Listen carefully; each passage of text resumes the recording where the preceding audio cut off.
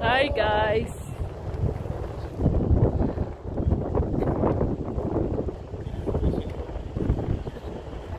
Kumusta ka naman? Ayos lang ba yung suot?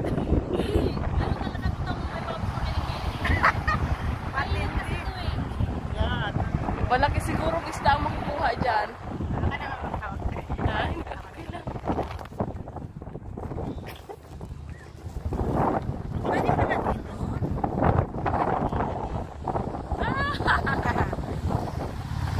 Yan si Ate Nancy.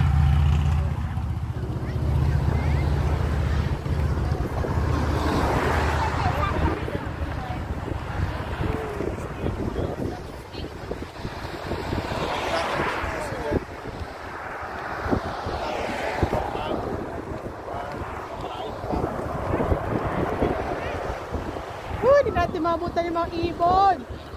Doon tayo pumunta mamaya. Doon ba tayo? Ay, dito. Pero punta tayo doon muna. Magpakain tayo ng ibon. Parang wala ito na. Ano na ba yan? Dinagdagan pa? Dinagdagan. Oo. Bakit kaya hindi nila ginagawa ng toilet dito, Ken? Mayroon naman toilet, di ba? Wala. Kapihan yun. Kapihan? Wala dito. Gawa nila ng public ano yan. Vento machine yun. Public places yan. Yung public park. O yun. Para mag-tourist park. Ganda ng view. Tama na, pe.